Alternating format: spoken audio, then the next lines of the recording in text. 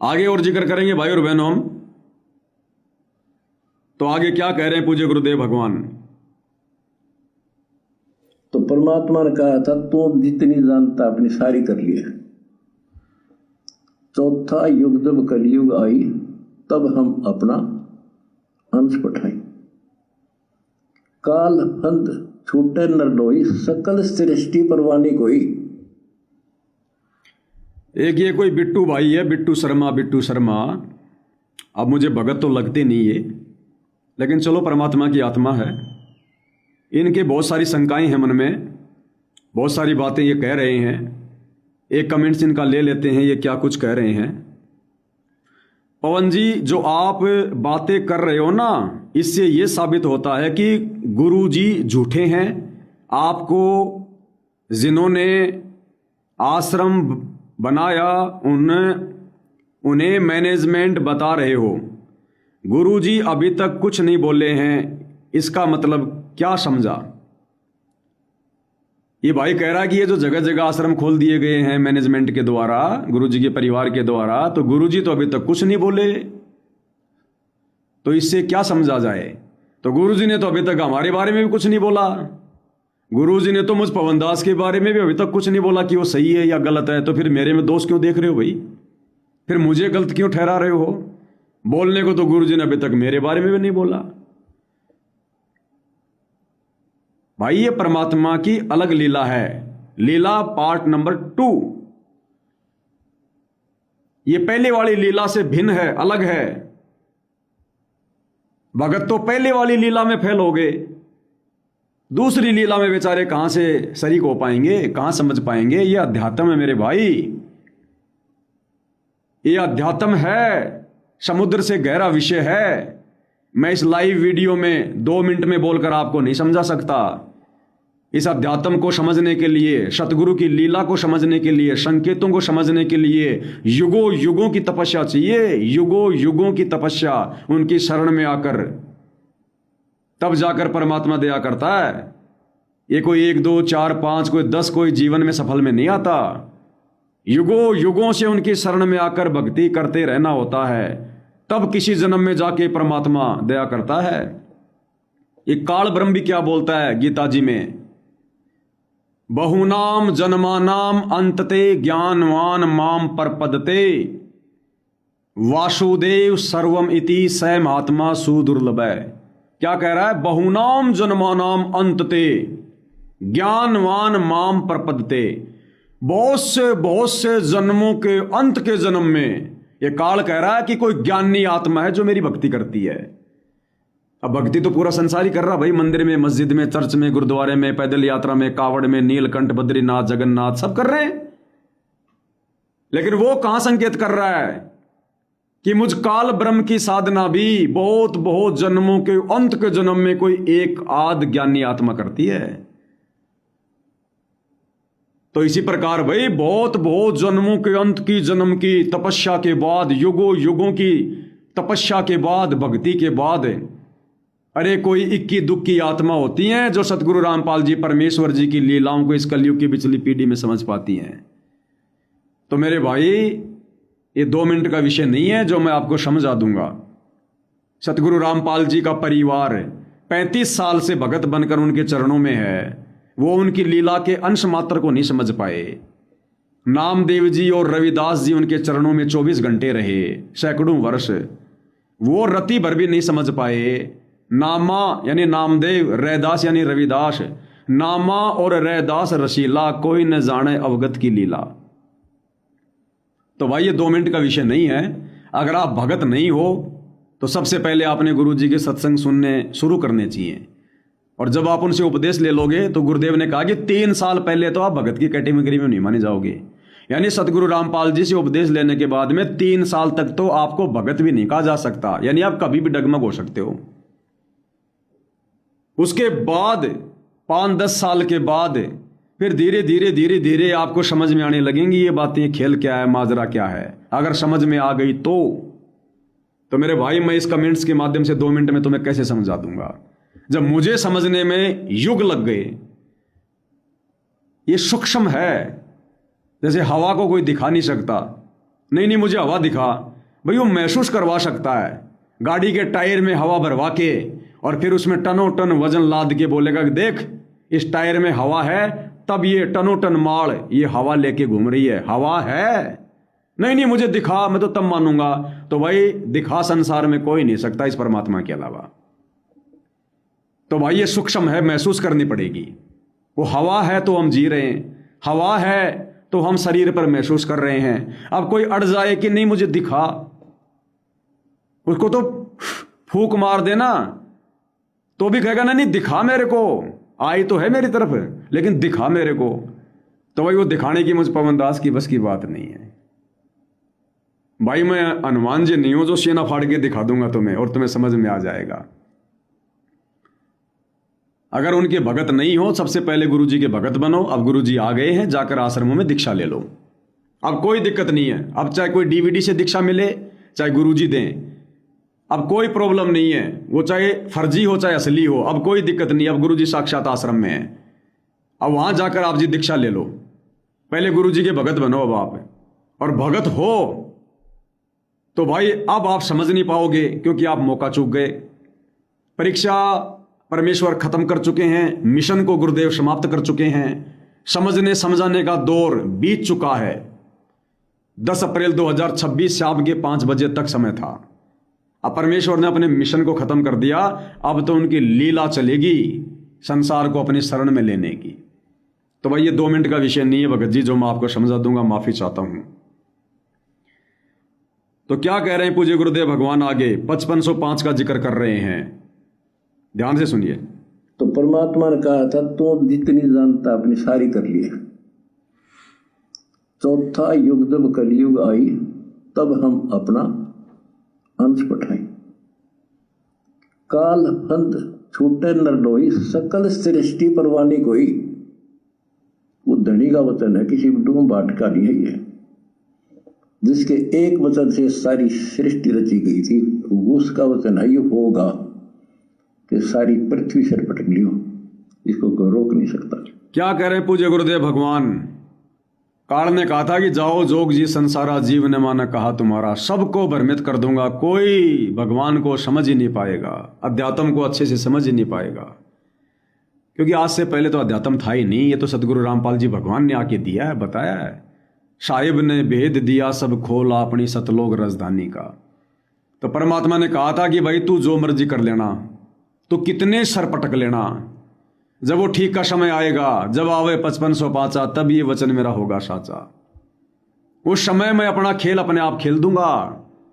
चाहे सारा संसार सर पटक पटक के रह जाए, चाहे तेरे दूत सर पटक पटक के रह जाएं, चाहे तू कितनी कोशिश कर लेना, मैं अपनी पहचान अपने बच्चों से करवा दूंगा।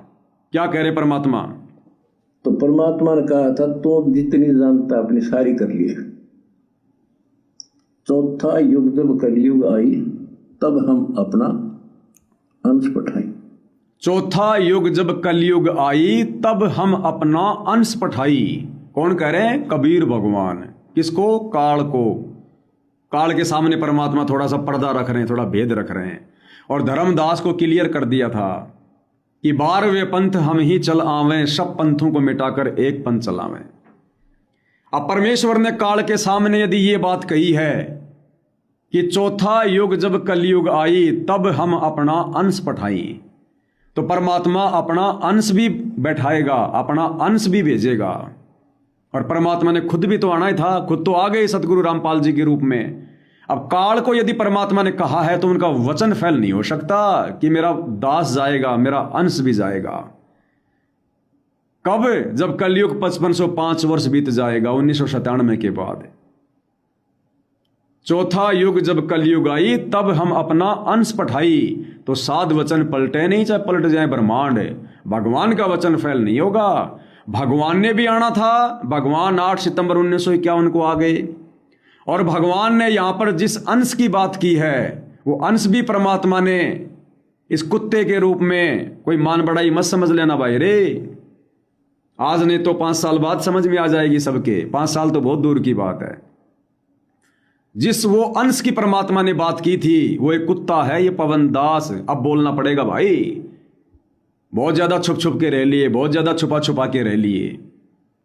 अब ये कुत्ता है वो परमात्मा का अंश, छोटा सा नाचीज, जिसको परमात्मा ने 1 अप्रैल 1984 को जन्म दिया और 12 अप्रैल 2013 को अपने चरणों में बुलाया शतलोक आश्रम बरवाड़ा में, और मालिक ने दीक्षा दी। और उस दिन से लेकर आज तक परमात्मा ने कभी पीछे मुड़ने नहीं दिया, कभी मन में कोई दोष पैदा नहीं होने दिया। और अपने उस अंश का परमात्मा ने अब भरपूर फायदा उठाया इस परीक्षा के समय में। 7 संगतियां शुरू करवा कर काल ने तो नामो निशान मिटाना था। क्या कहा था अभी आपने सुना कि मैं इनको भगवान की समझ नहीं होने दूंगा। तो कितना ही जोर लगा लेना, जोगजीत कितना ही ज्ञान दे लेना। तो जोगजीत ने ज्ञान दे दिया, सतगुरु रामपाल जी को, चाहे जोगजीत को, चाहे कबीर भगवान को।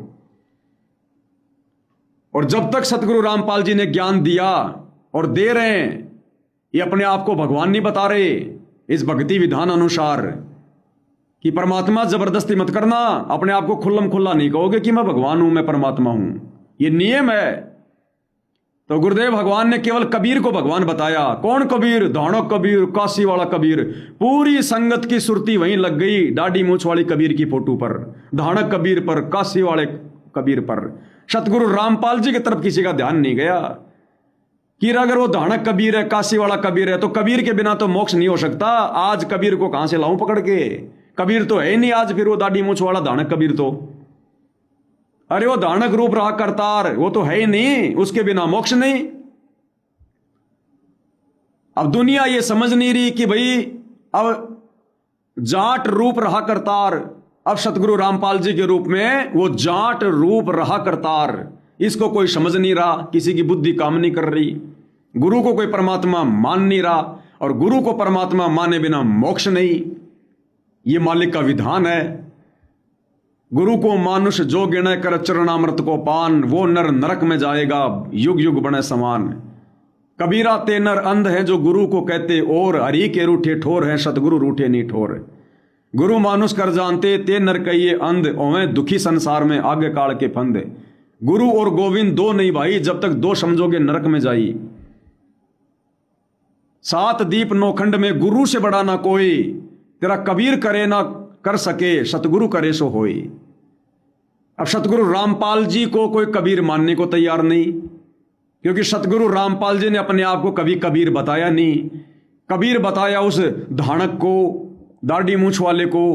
सबकी सुरती वहीं लग गई कबीर जी 650 साल पहले वाले। फिर उसकी फोटो पे सुरती लग गई, जो नकली फोटो जो किसी ने बना रखी है दाढ़ी मूछ वाली कबीर जी की। सतगुरु रामपाल जी को नहीं माना किसी ने कबीर भगवान, और इनको भगवान माने बिना काल से जंग जीती नहीं जा सकती, मोक्ष हो नहीं सकता।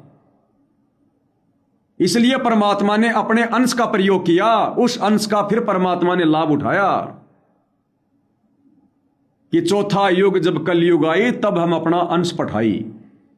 तो आज भाई छुपा हुआ नहीं है, अब तो क्लियर हो गया। आज सतगुरु रामपाल जी की संगत में अगर सतगुरु रामपाल जी को कोई भगवान मानकर पूज रहा है तो सात संगति से जुड़कर, और उसकी सबसे बड़ी पहचान, हमने उस दाढ़ी मूछ वाली कबीर की फोटो को फाड़ फाड़ के फेंक दिया। हमारे घर में दर्शन भी नहीं होंगे आपको। एकमात्र अपने गुरु जी को दंडवत करते हैं कबीर मानकर, उन्हीं का जयकारा लगाते हैं कबीर मानकर, उन्हीं की महिमा करते हैं कबीर मानकर, उन्हीं को भोग लगाते हैं कबीर मानकर, उन्हीं की 5 दीपक वाली थाल से आरती उतारते हैं कबीर मानकर, और उन्हीं के आश्रय, उन्हीं के भरोसे, उन्हीं का ज्ञान, उन्हीं का ध्यान है, उन्हीं से उम्मीद है। इसको कहते हैं अपने गुरु को कबीर मानना, गुरु को भगवान मानना। यह परमात्मा ने खेल खेला अपने अंश के माध्यम से, इस कुत्ते को, 2 कोड़ी के जीव को, गधे को खड़ा करके। और परमेश्वर ने अपनी प्यारी आत्माओं में प्रेरणा की, जिन्होंने सहयोग दिया। अब आगे सुनना गुरुदेव भगवान के मुख कमल से। सभी सत्सेवक भाई बहनों को परमात्मा दोनों हाथों से आशीर्वाद दे रहे हैं, केवल इस बात के लिए कि बच्चों, मैंने जिस कुत्ते को खड़ा किया था सात संगति के लिए, तुमने इसका तन मन धन से सहयोग किया है। तुम्हारा दान सफल होगा, तुम्हारा दान तुम्हें सतलोक में बैठाएगा। उसको दान कहो चाहे सहयोग कहो। जब परमात्मा के आशीर्वाद से कोई अगर सेवा कर रहा है, सहयोग कर रहा है, वो दान ही है। मैंने किसी से दान के रूप में नहीं लिया, ना मेरे को किसी ने दान के रूप में दिया, लेकिन परमात्मा की नजरों में वो दान हो गया। वो आगे देखना, दोनों हाथों से आशीर्वाद दे रहे हैं गुरु जी। वो धनाना आश्रम में बैठे भगत समझ रहे हैं गुरुजी हमें आशीर्वाद दे रहे हैं। जो दान धर्म हमने अन्नपूर्णा मुहिम के लिए दिया है, इन कुपात्रों को दिया है गुरुजी के परिवार को, गुरु की गैर हाजिरी में। संकेत शब्द सैन सतगुरु की पहचान है, पावे अटल सुहाग रे। तो जब आवे 5505 तब ये वचन मेरा होगा साचा। तो भाई सतगुरु रामपाल जी ने तो अपना मार्ग 1994 में शुरू कर दिया था, अपना पंथ। फिर ये 5505 के बाद वाला क्या माजरा है, 1997 के बाद वाला, ये उन्होंने अपने अंश को भेजना था इस भक्ति मार्ग में। जन्म दे दिया पहले 1 अप्रैल 1984 को और अपनी शरण में ले लिया बरवाला कांड से 1 साल पहले। देखो कैसा खेल खेला भगवान ने। मुझ गधे को एंड टाइम पे परमात्मा ने शरण में लिया ताकि मेरा ध्यान कहीं इधर उधर ना हो जाए। बरवाला कांड तक तो मेरे को करोथा कांड के बारे में भी ज्यादा जानकारी नहीं थी। परमात्मा ने ऐसे समय में, मौके के समय में, करोथा कांड से 1.25 साल पहले मुझे अपनी शरण में लिया। चाहते तो पहले भी ले लेते। अगर पहले मुझे अपने शरण में ले लेते, क्या पता मैं भी सतलोक आश्रम उस कमेटी का हिस्सा बन जाता। मैं नादान, मैं गधा। आज आपको बताता हूं मैं कितना मूर्ख प्राणी और कैसे भगवान ने मेरे को बचाया। 12 अप्रैल 2013 को मैंने गुरुदेव भगवान से दीक्षा ली। उसके 2-4 महीने बाद, यानी मेरी इतनी लगन लग गई थी, अगर कोई भगत ये कहता ना कि भाई मुझे आश्रम में जाना है, तो मैं उसके साथ चला जाता था कि भगत जी मैं चलूंगा तेरे साथ। यानी महीने में 2 बार तो गुरुजी सत्संग करते ही करते थे, मैं महीने में 4 चक्कर लगाता था। और शतनाम मिलते ही मैंने गुरुजी से प्रार्थना कर दी। लोगों ने बताया कि ऐसे ऐसे बाथरूम की सेवा बहुत बढ़िया सेवा, सबसे बढ़िया सेवा है, लैट्रिन साफ करनी पड़ती है, ऐसे ऐसे सबसे बढ़िया सेवा है। मैंने गुरुजी से जाके प्रार्थना की। गुरुदेव ने कहा कि बेटा कहाँ से है? मैंने कहा गुरुदेव जयपुर से। जा बेटा कर ले सेवा।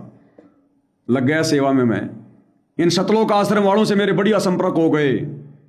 हरियाणा का स्टेट कोऑर्डिनेटर अमन गोदारा, राष्ट्रीय समाज सेवा समिति का अध्यक्ष मास्टर राम कुमार ढाका, गुरुजी के रिश्तेदार, इनको मैं अपनी गाय का घी ले जाके देता था।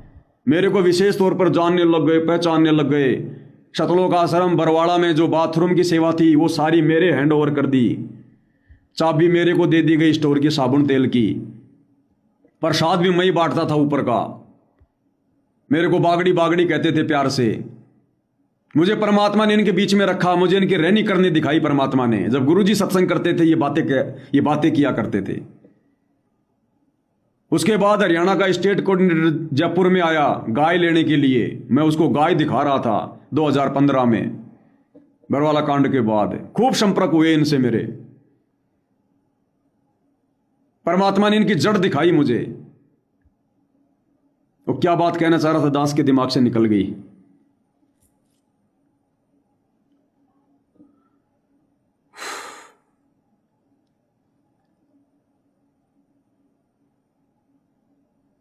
अब देखो दास के दिमाग से निकल गई। परमात्मा नहीं चाह रहे या फिर क्या है? क्या बात कहना चाह रहा था दास आप जियों को।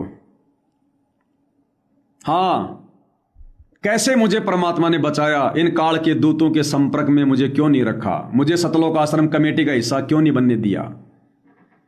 मुझे तो बरवाला कांड में कमांडो बना दिया गुरुजी के परिवार ने। कमांडो काले कपड़े पहना दिए थे। बरवाड़ा से लाया मैं 900 रुपए का ट्रैक सूट सिलवा के, वहीं छोड़ के आना पड़ा लास्ट में। अब 1 साल ही तो हुई थी, नादान थे, कुछ ज्ञानवान था नहीं। जैसे आज ही भोली भाली संगत गुरुजी के परिवार के पीछे अंधे होके चल रही है, ऐसे हम भी अंधे होके चल रहे थे। ज्ञान आधार कुछ था नहीं। तो सतनाम लेने के बाद 4-5 महीने के बाद गुरुजी के आगे पीछे बॉडीगार्ड चला करते थे। मेरी भी इच्छा हुई कि मैं भी वही कमेटी में शामिल हो जाऊं। इस प्रकार से मैं भी गुरुजी का बॉडीगार्ड बनूं। देखो मैं नीच, मैं घटिया प्राणी, लेकिन क्या करे भाई, ज्ञान नहीं था। देखो अनजाने में सोच रहे थे। गुरुजी में कोई दोष नहीं था, लेकिन गुरु को भगवान भी नहीं मान रहे थे। वो ऐ वाली स्थिति थी। ऐ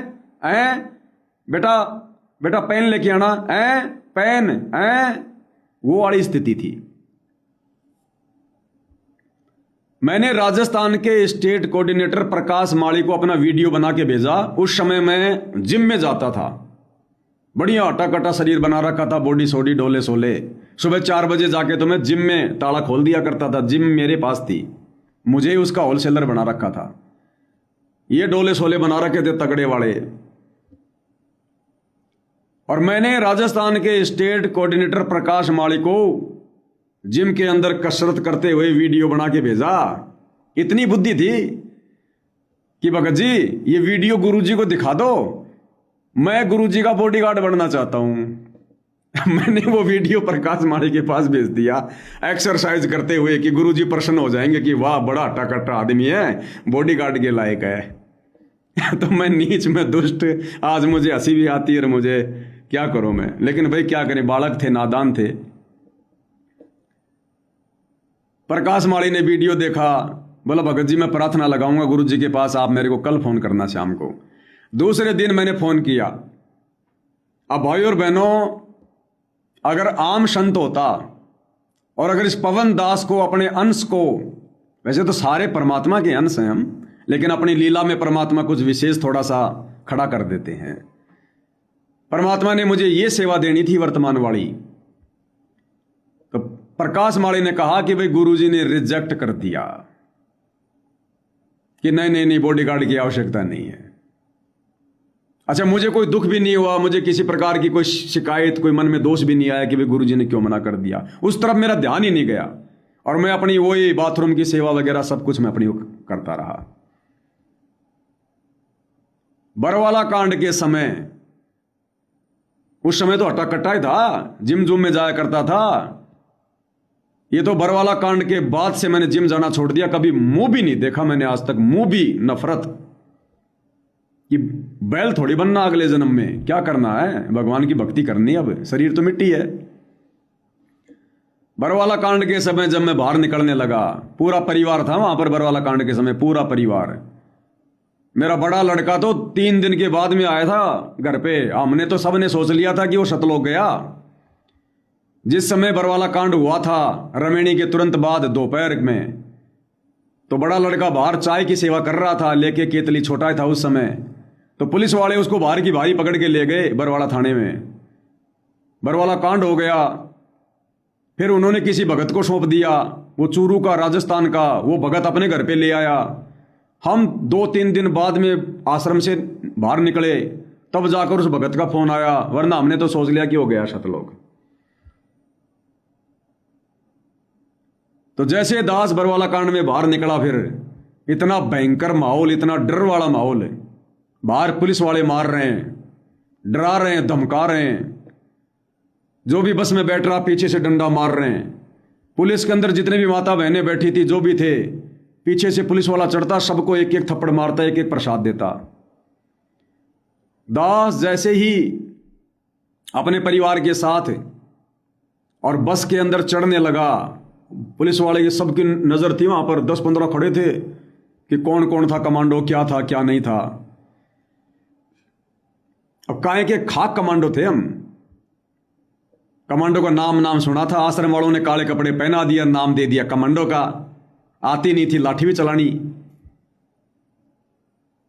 तो वहां पुलिस वाले सबको देख रहे थे क्योंकि ये सब सामने थे वहां पर। तो जैसे मैं बस में एंटर होने लगा, एक पुलिस वाले ने तुरंत मुझे पकड़ लिया। अरे बोला, तू तो कैन सीट वाला है। सामने वो शीशा कैन सीट लेके, है तू था ना। अरे मगो भाई साहब, मैं दुबला पतला सा आदमी, छोटी सी मेरी हाइट है।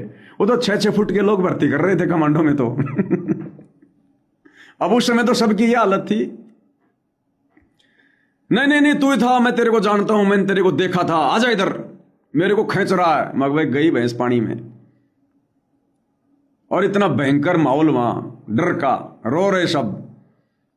अब देखो वो परमात्मा, वो समर्थ सतगुरुदेव भगवान ने क्या खेल खेला, क्योंकि परमात्मा ने पहले से इस कुत्ते को अपनी लीला का हिस्सा बनाना था। मुझे सेवा देनी थी भगवान ने, भगवान को मेरी आवश्यकता नहीं थी। वो समर्थ है, समर्थ का काम उसी को साजे और करे मूर्ख बाजे। उसे आवश्यकता नहीं है किसी को निमित्त बनाने की, खड़ा करने की। लेकिन हम नीचों ने, परमात्मा ने सतलोक भेजना है, तो हमारी कुछ सेवा तो बने उनके मिशन में, कहीं तो हम थोड़ा बहुत कुछ सहयोग करें। तो परमात्मा ने सेवा देने के लिए, जैसे पुलिस वाला मुझे पकड़ के साइड में लेके जाने लगा, उसी समय एक बूढ़ा सा पुलिस वाला आया। अब ना कोई जान ना कोई पहचान, कुछ नहीं, दूर से बूढ़ा पुलिस वाला आया और उस पुलिस वाले को रोका और मेरा दूसरा एक पुलिस वाले ने तो इधर से पकड़ रखा, उस बूढ़े पुलिस वाले ने यहां से पकड़ा और मुझसे पूछा कि कहां से आया है। उस पुलिस वाले के सामने डांट मार रहा मुझे, जबकि ना मेरा रिश्तेदार ना मेरा जानकार है। कहां से आया है? मैं जयपुर से आया हूं। टिंडे लेना आया था यहां पर। क्यों आया था यहां पर? फिर आओ गवर बाबा कने। उस पुलिस वाले ने मेरे पीछे हल्का सा एक डंडा मारा और डंडा मार के उस पुलिस वाले से हाथ छुड़वा के मुझे बस में चढ़ा दिया अंदर। अब वो जवान पुलिस वाला उस बूढ़े पुलिस वाले की तो बात मानेगा ना, अपने सीनियर की। तो ऐसे परमात्मा ने खेल खेला, भले उसमें प्रेरणा की, भले परमात्मा ने वो रूप बनाया उस समय सतगुरु रामपाल जी ने, और मुझे परमात्मा ने हरियाणा रोडवेज की बस के अंदर धक्का दे दिया। चल अंदर, आएगा दोबारा यहां पर, जबकि उसने तो रोकना चाहिए था। ऐसे परमात्मा ने इस कुत्ते को बरवाला कांड की उस धधकती हुई आग से बाहर निकाला, क्योंकि आज परमात्मा ने उसके बाद मुझे ये सेवा देनी थी, ये टुकड़े फेंकने थे परमात्मा ने। वो तो अंतर्यामी समर्थ, उसको सब पता था कि चल के मेरा परिवार क्या करेगा, बरवाला कांड में क्या किया है। तो काल का तो फिर काम खेल पूरा हो गया, जैसा उसने कहा था वही हो गया। तब परमात्मा ने दास को वहां से निकाला सुरक्षित, और फिर इस कुत्ते को परमात्मा जी ने धीरे धीरे धीरे धीरे तैयार किया। फिर सात संगति खड़ी की परमात्मा ने। इन सतलोक आश्रम वालों के कुकर्मों को दिखाकर दास ने बोलना शुरू किया सबसे पहले संगत में। धीरे धीरे धीरे धीरे परमात्मा ने दया बख्शी। पहले मैं मोबाइल पे मैसेज टाइप किया करता था, उसके बाद में दास ने छोटे छोटे वीडियो बनाने शुरू किए। फिर दास धीरे धीरे लाइव आना शुरू हुआ। 5 साल तक तो हमने बरवाला कांड के ऊपर ही किया जो भी कुछ किया। 2020 के बाद हम सतगुरुदेव भगवान की महिमा में आए हैं। 2020 के बाद हमने ज्ञान आधारी वीडियो बनाने शुरू किए हैं। तब जाकर आज ये हजारों की संख्या में भाई बहन परमात्मा के हन छटकर साइड में हुए हैं। तो वो कहा था परमात्मा ने काल से, चौथा युग जब कलयुग आई तब हम अपना अंश पठाई। अब उस अंश ने, इस कुत्ते ने, सतगुरु रामपाल जी तो आदि अनादि हैं, तो शुरू से भगवान है, लेकिन हम नादान जो भूल चुके थे, परमेश्वर ने इस कुत्ते के माध्यम से वीडियो बनवा बनवा के सद्बुद्धि दे के अपनी पुस्तकों में से, अपने सत्संगों में से वो गूढ़ रहस्य निकलवा कर और अपने आप को इस कुत्ते के माध्यम से, इस अंश के माध्यम से आज भगवान साबित करवाया। तो वे संगत ने तो भगवान मान लिया। जिस संगत को परमात्मा ने सतलोक लेकर जाना है, उन अंश आत्माओं ने तो भगवान मान लिया अपने गुरु को। ये सबको पता है कि सात संगति वाले किसको भगवान मानते हैं, किसका दिन रात गुणगान कर रहे हैं। और ये बाकी दुनिया वाले भी आने वाले समय में इन वीडियो को देख देख कर भगवान मान लेंगे।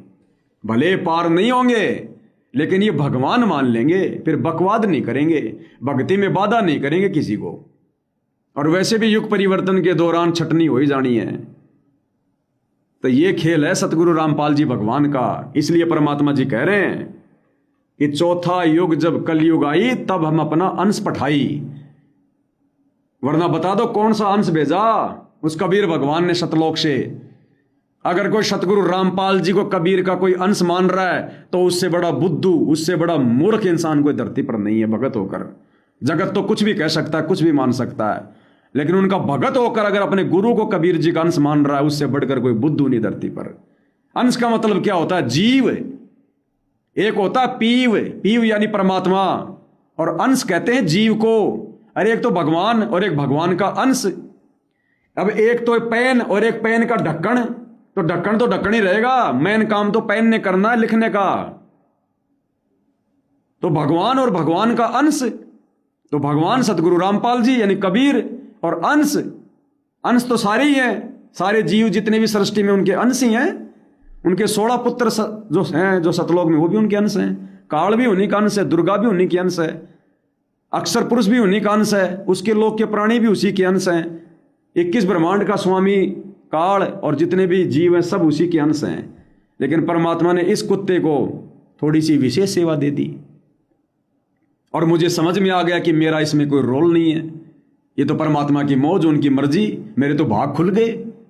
मैं तो शुक्रिया अदा करता हूं भगवान का, चरण धो धो के पीता हूं, मालिक से भीख मांगता हूं झोली फैला के कि परमात्मा मौज कर दिया आपने, ऐसी सेवा दे के मेरे भगवान दया बना के रखना। मेरी भी शुभ कर्म बन रहे हैं और मेरे अन्य भाई बहनों के भी शुभ कर्म बन रहे हैं और हमें तो भक्ति में वो आनंद आ रहा आपकी लीलाओं में परमात्मा। तो ये कैसे संभव हुआ? ये सतगुरु रामपाल जी ने साध संगति से संभव करवाया। उस काल के मुंह पे तमाचा मारा कि तू जितना मर्जी जोर लगा लेना, तू जितना मर्जी कुछ भी कर लेना, जब वो समय आएगा मेरा आण दे, वो 5505 के बाद वाला समय होने दे, एक बार बर वाला कांड, उसके बाद मैं अपने अंश को तैयार करूंगा और वो अंश फिर अपने आप ही मेरे आशीर्वाद से बता देगा कि भगवान कौन है, और मानने वाले अपने आप मान लेंगे कि भगवान कौन है। बाकी तुम कितना चिल्लाते रहना, तुम उनको डगमग नहीं कर पाओगे। तो परमात्मा ने कहा था तो जितनी जानता अपनी सारी कर लिए। चौथा युग जब कलयुग आई तब हम अपना अंश पठाए। काल फंद छूटे नरडोई सकल सृष्टि परवानी कोई। वो धनी का वचन है, किसी डूम बाट का नहीं है, जिसके एक वचन से सारी सृष्टि रची गई थी। उसका वचन है ये होगा, कि सारी पृथ्वी सिर पटक लियो, इसको कोई रोक नहीं सकता। चाहे पूरा शतलोक आश्रम मैनेजमेंट सिर पटक लियो, और इन्होंने पटक लिया। परमात्मा ने जिसको खड़ा किया था, इस कुत्ते को दबाने के लिए, डराने के लिए, झुकाने के लिए, मारने के लिए, शतलोक आश्रम वालों ने क्या कसर छोड़ी भाई? शतलोक आश्रम यानी काल, उस काल ने क्या कसर छोड़ी? 3 बार तो जानलेवा हमले वो तो मालिक ने बचा दिया। 4 मुकदमे गुरुजी से मुकदमा करवा दिया। अरे ये होता है अंश की पहचान है। सतगुरु रामपाल जी भगवान है जो अपने भक्तों को शिक्षा दे रहे हैं, संसार को शिक्षा दे रहे हैं कि जो तोकू काटा बोवे वाको बोतू फूल। हमने किसी पे मुकदमा नहीं करना। सब परमात्मा के बच्चे, हम किस पे मुकदमा करें? सब पहले से दुखी हैं, और क्यों दुखी करें? क्यों पाप के भागी बने? और उस सतगुरु रामपाल जी भगवान से, उनके विधान के विरुद्ध उस काल ने अपने एजेंटों के माध्यम से मुझ पवन दास के ऊपर मुकदमा करवा दिया, जेल करवा दी। परमात्मा ने पहले से दास को चुन रखा था, इसलिए मन में दोष नहीं आया। इसलिए मन में दोष नहीं आया। उनके द्वारा मुकदमा, 2.5 महीने की जेल, और उनके द्वारा गुरुद्रोही कहना, हर प्रकार से संगत में नीचे गिरा देना, इतने प्रयासों के बाद मारना, पीटना, गाली गलोच, गुरुजी से मुकदमा, देशद्रोही की उपाधि, संगत से अलग थलग, इतना सारा सब कुछ जोर लगा दिया काल ने। जी भर के 1000 अपनी पूरी पावर लगा दी शक्ति।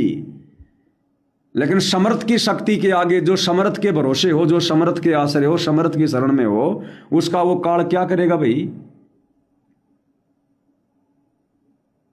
परमात्मा ने कहा देख ले भाई, कर ले तेरी इच्छा पूरी। वो काल भी तो भगवान का बेटा है, उसकी भी तो परमात्मा इच्छा पूरी करेगा। जैसे आज मैनेजमेंट की इच्छा पूरी कर रहा है, करो भाई राजनीति, बनाओ स्टेडियम, निभाओ भाईचारा, चलाओ अन्नपूर्णा, वो तो सबकी इच्छा पूरी करेगा। काल की इच्छा पूरी कर दी भगवान ने कि बेटा तू कर ले, लगा ले, तेरा जोर लगाना है। उस भगवान से भी मेरे को गुरुद्रोही घोषित करवा दिया, जिस भगवान के आश्रय हम लोग जी रहे हैं। लेकिन उस भगवान ने उस कुम्हार वाली लीला खेली, अंदर हाथ रख के ऊपर चोट मारी, अंदर से पवनदास को सहारा दे के ऊपर से गुरुद्रोही गुरुद्रोही गुरुद्रोही। कोई बात नहीं करेगा उससे, कोई संपर्क में नहीं आएगा उससे। उसके बावजूद देख लो आज परमात्मा ने सात संगति रूपी बाग को हरा करा कर रखा, हरा भरा। कहां चले थे पवनदास को तोड़ने, और मालिक ने पवनदास को खड़ा करके अपने कुत्ते को और कई हजारों की संख्या में सत्सेवक भाई बहन तैयार कर दिए। और आने वाले समय में पूरा विश्व जुड़ेगा इस परमात्मा के मार्ग से। ये सात संगति मेरी नहीं है, ये सात संगति परमपिता परमेश्वर जी ने शुरू की है। मेरे जैसा मूर्ख अज्ञानी आदमी शायद ही कोई हो। मेरे बाप दादा कोई सत्संगी नहीं थे, कोई भगत नहीं थे, होंगे किसी जन्म में। लेकिन मेरी नजरों में तो मेरे बाप और दादा ने जितनी शराब पी है, मेरे गांव के 100 साल तक जीने वाले आदमी ने कभी पानी भी नहीं पिया होगा। एक आदमी जिंदगी में जितना पानी पीता है, मेरे बाप दादा उससे ज्यादा शराब पी गए। उस घर से परमात्मा ने दास को निकाला है। और यह दास कितना विषय विकारी था मैं बता नहीं सकता, मुझे शर्म आती है। अवगुण किए तो बहुत किए और करत न लाई बार, भावे बंदा बख्श दियो भावे गर्दन तार। वो परमात्मा जानता है युगन युगन के पाप सब युगन युगन के मैल, और जानत हो जगदीश तुम मैंने जोर किए बदफैल। मैं अपनी जुबान से कह नहीं सकता आज। ऐसा नीच इंसान था, ऐसा विषय विकारी आदमी था मैं। आज परमात्मा ने कुंदन बना दिया सोने की तरह।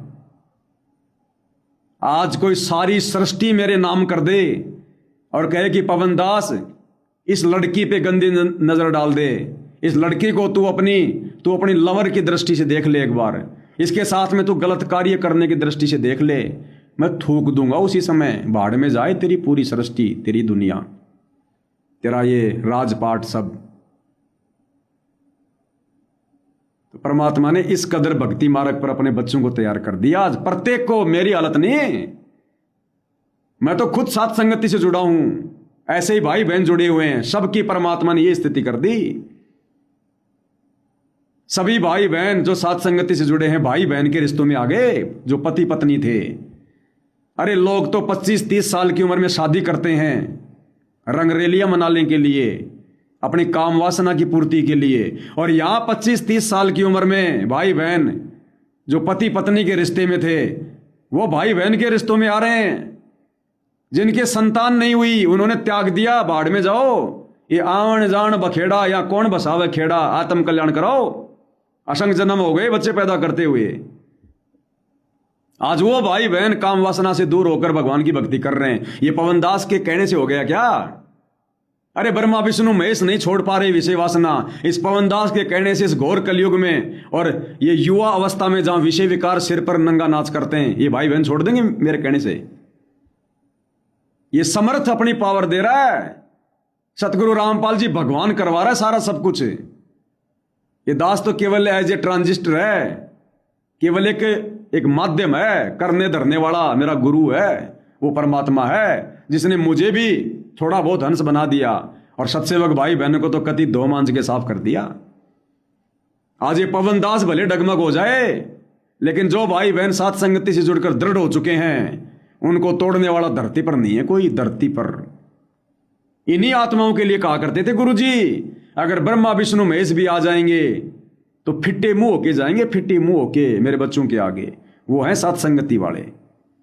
आश्रम वालों को तो अभी तक भगवान की पहचान ही नहीं हुई है, भगवान ही नहीं उनको पता कि भगवान कौन है वर्तमान में धरती पर। पूछ लो, अगर कोई ज्यादा शाना बन के बोलेगा कि सतगुरु रामपाल जी हैं, तो फिर दाढ़ी मूंछ वाला कबीर कौन है फिर? अरे फिर वो दाढ़ी मूंछ वाला कौन है? तेरा रिश्तेदार है क्या? फिर जून के महीने में उसको भगवान मान के क्यों भोग लगा रहा है, क्यों पूज रहा है, उसका प्रकट दिवस क्यों मना रहा है? तेरा गुरु अगर भगवान है तो भगवान तो सृष्टि में एक ही है और एक की पूजा होती है। फिर तेरे दरबार में दाढ़ी मूंछ वाले उस नकली कबीर की फोटो क्यों लग रही है? तेरे गले के लॉकेट में वो दाढ़ी मूंछ वाले की फोटो क्यों है?